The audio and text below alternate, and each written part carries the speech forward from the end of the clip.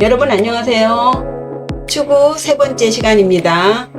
첫 번째 시부터 읽어보죠. 말씀드렸다시피 이 시는 한 사람의 시인이 쓴 시가 아니에요. 각각 다른 시에서 발췌한 것입니다. 첫 번째 연이에요. 월위 우주촉 풍작 산하고죠. 월위 다른 뭐뭐이다예요. 다른 우주촉 우주의 촛불이다죠. 이 우주자를 보시면요, 둘 다 위에 집 면자가 있죠. 그리고 요 우자는요, 아래 이 우자는 장소 어저사 우예요. 그래서 우주의 공간적인 배경을 이 우주의 우자로 표현했고요. 요 주자는 집면자의 말미암을 유자의 합자로서 요거는 우주의 시간적인 배경을 설명합니다. 그래서 우주 하면은 우주의 시 공간을 말하죠. 그래서 월위 우주촉 하면은 다른 우주의 촉불이다. 여기서 촉자는요, 왼쪽에 불화자죠. 당연히 불과 관련된 글자가 되겠고요. 요 촉자는 촉불이 이렇게 타 오르는 것이 마치 또 벌레가 꿈틀거리는 것 같은 모양을 형상화한 글자입니다. 그래서 촉불 촉자입니다. 깜깜한 밤에 산등성이에 둥실 떠오르는 이 달, 혹은 그 구름 사이로 살며시 고개를 내미는 그런 달이 이 깜깜한 밤에 촛불과 같다라고 이렇게 표현을 했고요. 뒷구 보시면 풍작 산하고 했죠. 바람은 산하의 북이다.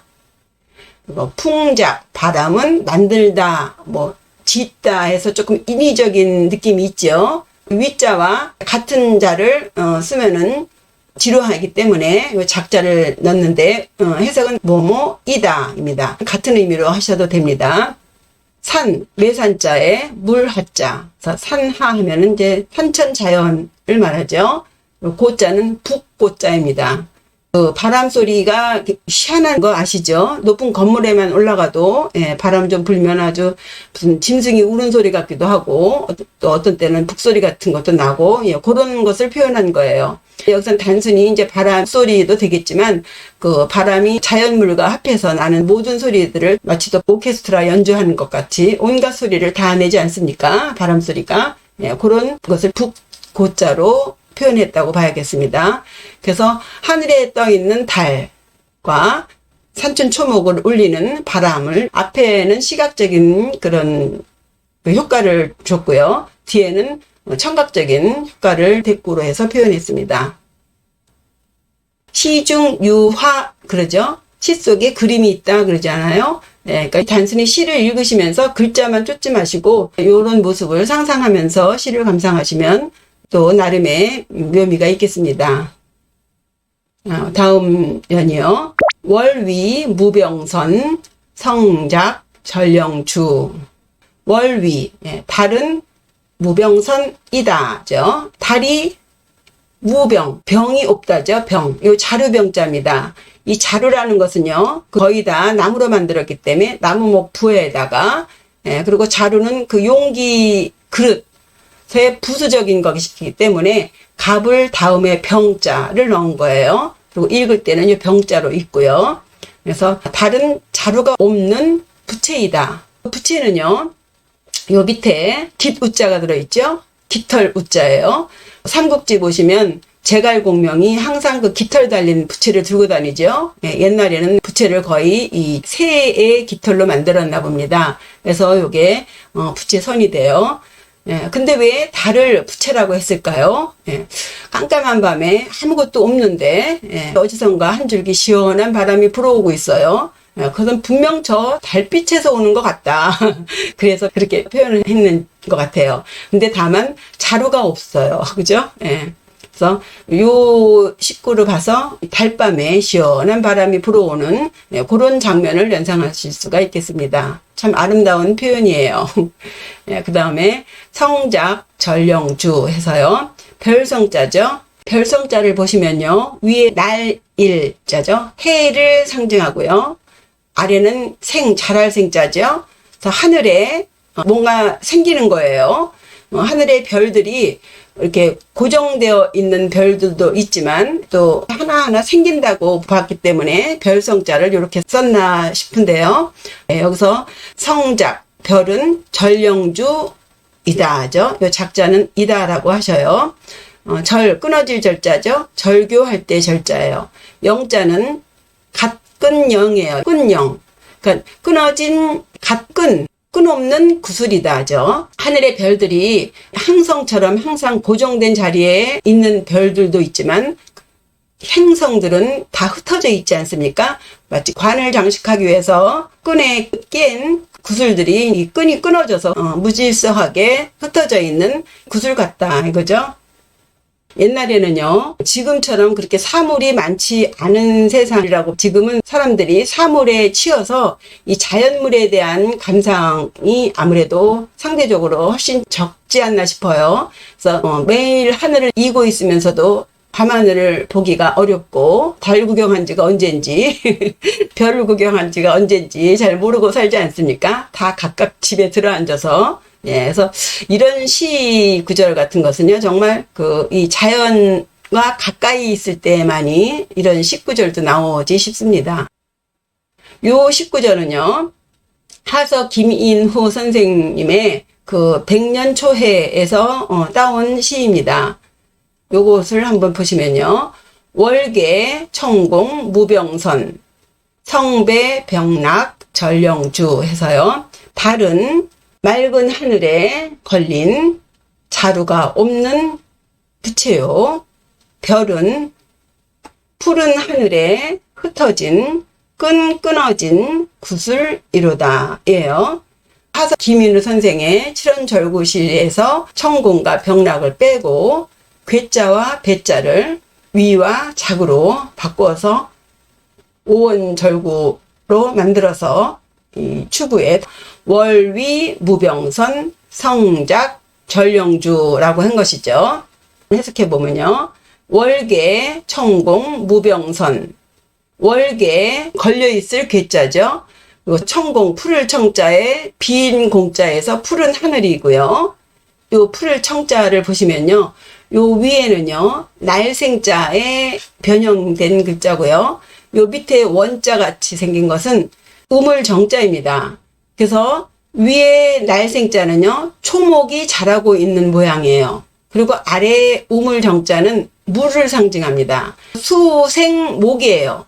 그래서 물이 나무를 자라게 하는 거예요. 그래서 여기서 푸를 청자는요, 물의 기운을 받고 자라는 초목의 푸른 색깔입니다. 그래서 맑은 하늘에 걸린 자루가 없는 부채요. 거기에 비해서 성배, 병락, 절주영, 별은 푸른 하늘에 흩어진 끊어진 구슬이로다. 여기서 병락도 풀을 벽자에 이 락자, 이 떨어질 락자에는 하늘의 의미가 있습니다. 그래서 병락도 푸른 하늘이에요. 그러면 이 청자와 벽자의 차이가 있겠죠. 우리는 단순히 이 청자나 벽자를 그저 푸른 하늘이라고 밖에 설명을 못해요. 이 벽자는요, 보시다시피 여기 돌석자가 있고 위에 왕자가 있죠. 근데 이 왕자는 옥자에 점을 뺀 옥자의 축약자입니다. 그래서 돌 중에서도 최고의 옥의 색깔, 그래서 옥색 푸른빛을 말합니다. 그래서 푸른빛이긴 푸른빛이지만 청자는 초목의 푸른빛, 이 벽자는 옥의 푸른빛이에요. 따로 옥색이라고 하죠. 예. 그리고 하늘도 비어있기 때문에 공이고, 요 락자는 떨어질 수 있기 때문에 락자를 넣은 거예요. 또, 예, 그래서 이런 청공과 병락을 푸른 하늘 한다면, 예, 그 시인의 깊은 정서가 전달되기 어렵지요. 예. 우리가 한문을 해야 하는 이유가 이것입니다. 이게 소리 글자의 한계예요. 한글이 편하고 굉장히 실용적인 장점이 있지만 또 굳이 단점을 말한다면 깊이가 없어요. 그래서 창작하거나 상상하기에는 한글이 한문을 따라가지 못하죠. 보시면요, 월계, 청공, 무병선, 성배, 병락, 전령주, 달은 맑은 하늘에 걸린 자루가 없는 부채요. 별은 푸른 하늘에 흩어진 끊어진 구슬이로다. 다시 한번 정리해보죠. 월위 우주촉. 달은 우주의 촛불이고 풍작 산하고 바람은 산하의 북이로구나. 월위 무병선.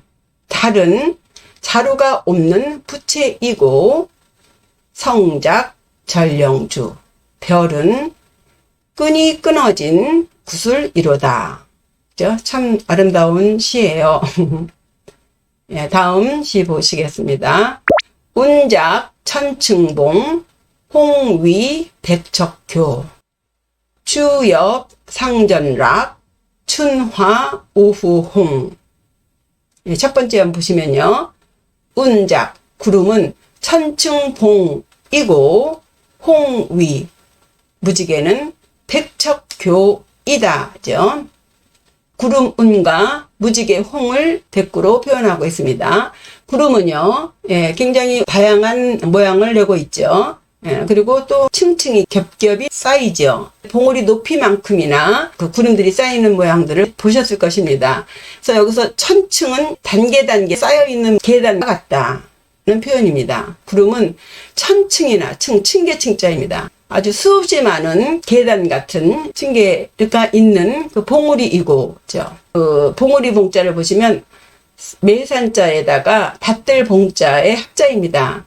그래서 산 중에서도 받들어 모실 수 있는 산, 받들어 모시는 것은 봉우리이다. 가장 높은 봉우리, 산봉우리에서 봉자를 이렇게 했고요.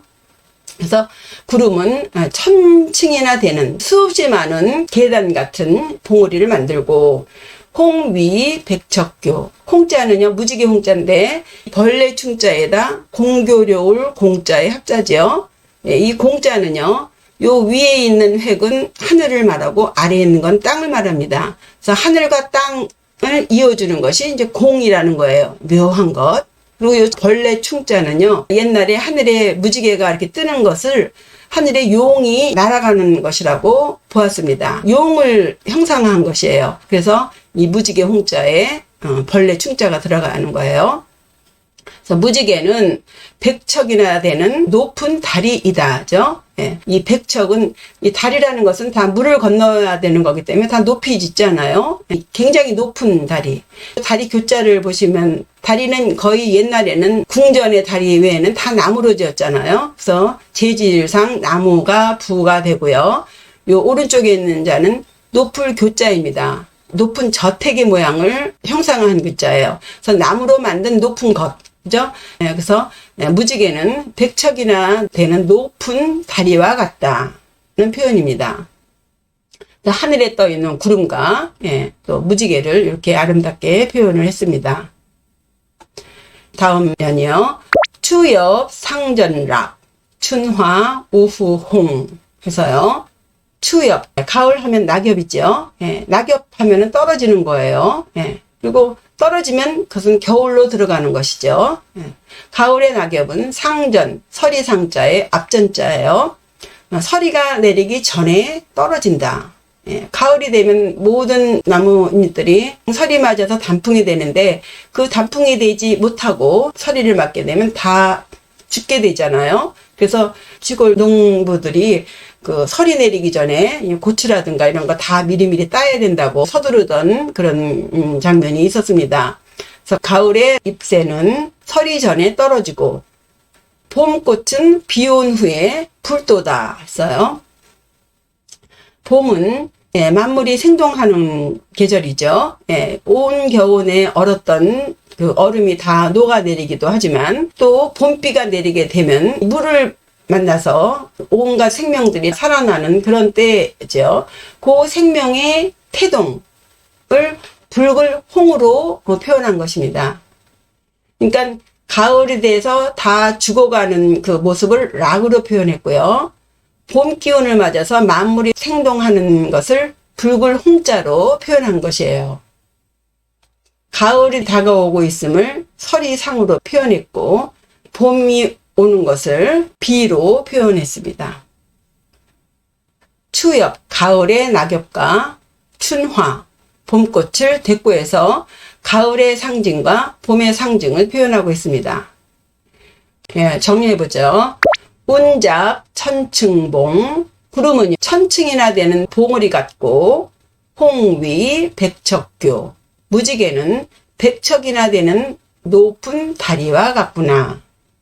추엽 상전락, 가을 잎새는 서리 전에 떨어지고, 춘화 오후홍, 봄꽃은 비온 후에 불도다. 네, 이상으로 오늘 수구시 감상해 보셨습니다. 시청해 주셔서 감사합니다. 구독과 좋아요 잊지 마시고요. 예, 안녕히 계세요.